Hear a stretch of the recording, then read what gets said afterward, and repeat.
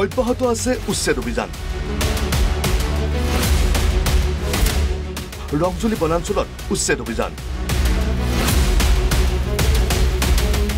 দেওখিলা সংৰক্ষিত বনাঞ্চল আৰু বুটুলুং সংৰক্ষিত বনাঞ্চলত চলিল উচ্ছেদ অভিযান। অবৈধ বেদখলকাৰীৰ বিৰুদ্ধে অব্যাহত আছে উচ্ছেদ অভিযান। বৃহস্পতিবাৰে বুটুলুং সংৰক্ষিত বনাঞ্চলত প্ৰায় 20 হেক্টৰ ৰবৰ আৰু তামোল বাগান উচ্ছেদ কৰাৰ লগতে দেওখিলা সংৰক্ষিত বনাঞ্চলত প্ৰায় 15 হেক্টৰ তামোল বাগান উচ্ছেদ কৰে প্ৰশাসনে।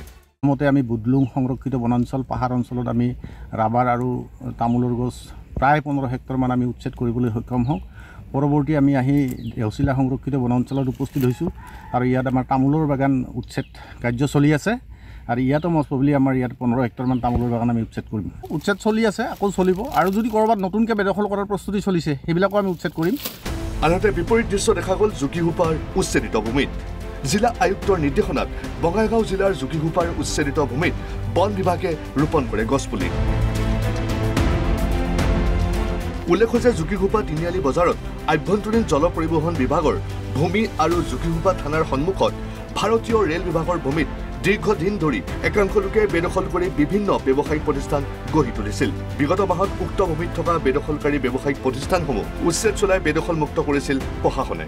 বেদখল কৰিছিল লোকে, অচিনাক্ত লোকে সেই লোকবিলাকে বেদখল কৰাৰ কাৰণে জেগাখিনি নষ্ট কৰিছিল আৰু আমাৰ পৃথিৱীৰ ভাৰসাম্যতা ৰক্ষাৰ কাৰণে একমাত্ৰ উপায় হ'ল গছ।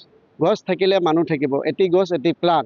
সেই আমি শ্লোগান আগত লৈ আমি গছপুলিবিলাক ৰোপণ কৰিছোঁ, কাৰণ ৰাইজো আমাৰ লগত লাগিব। আমি ইতিমধ্যে কথা পাতিছোঁ আৰু তেওঁলোকে আমাক আশ্বাস দিছে যে গছপুলিখিনি হোৱাত তেওঁলোকে সহায় কৰিব।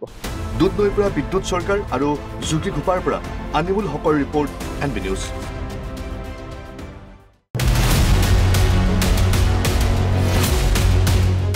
অব্যাহত আছে উচ্ছেদ অভিযান। ৰংজুলি বনাঞ্চলত উচ্ছেদ অভিযান। দেওখিলা সংৰক্ষিত বনাঞ্চল আৰু বুটুলুং সংৰক্ষিত বনাঞ্চলত চলিল উচ্ছেদ অভিযান। অবৈধ বেদখলকাৰীৰ বিৰুদ্ধে অব্যাহত আছে উচ্ছেদ অভিযান। বৃহস্পতিবাৰে বুটুলুং সংৰক্ষিত বনাঞ্চলত প্ৰায় 20 হেক্টৰ ৰবৰ আৰু তামোল বাগান উচ্ছেদ কৰাৰ লগতে দেওখিলা সংৰক্ষিত বনাঞ্চলত প্ৰায় 15 হেক্টৰ তামোল বাগান উচ্ছেদ কৰে প্ৰশাসনে। মতে আমি বুটলুং সংৰক্ষিত বনাঞ্চল পাহাৰ অঞ্চলত আমি ৰাবাৰ আৰু তামোলৰ গছ প্ৰায় 15 হেক্টৰমান আমি উচ্ছেদ কৰিবলৈ সক্ষম হওঁ।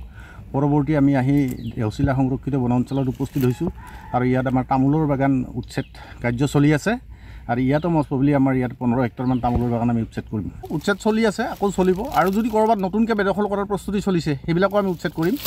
আনহাতে বিপৰীত দৃশ্য দেখা গ'ল জুকিহোপাৰ উচ্ছেদিত ভূমিত। জিলা আয়ুক্তৰ নিৰ্দেশনাত বঙাইগাঁও জিলাৰ জুকিহোপাৰ উচ্ছেদিত ভূমিত বন বিভাগে ৰোপণ কৰে গছপুলি। উল্লেখ্য যে জুকিহোপা তিনিআলি বজাৰত আভ্যন্তৰীণ জল পৰিবহণ বিভাগৰ ভূমি আৰু জুকিহোপা থানাৰ সন্মুখত ভাৰতীয় ৰেল বিভাগৰ ভূমিত দীৰ্ঘদিন ধৰি একাংশ লোকে বেদখল কৰি বিভিন্ন ব্যৱসায়িক প্ৰতিষ্ঠান গঢ়ি তুলিছিল। বিগত মাহত উক্ত ভূমিত থকা বেদখলকাৰী ব্যৱসায়িক প্ৰতিষ্ঠানসমূহ উচ্ছেদ চলাই বেদখলমুক্ত কৰিছিল প্ৰশাসনে। বেদখল কৰিছিল লোকে, অচিনাক্ত লোকে সেই লোকবিলাকে বেদখল কৰাৰ কাৰণে জেগাখিনি নষ্ট কৰিছিল আৰু আমাৰ পৃথিৱীৰ ভাৰসাম্যতা ৰক্ষাৰ কাৰণে একমাত্ৰ উপায় হ'ল গছ। গছ থাকিলে মানুহ থাকিব, এটি গছ এটি প্লান।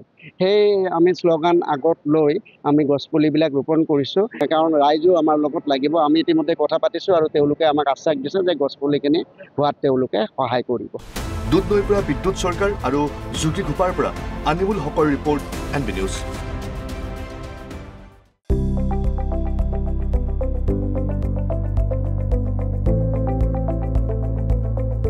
NB নিউজ, সহজ সৰল ভাষাত নৱভাৰতৰ কথা।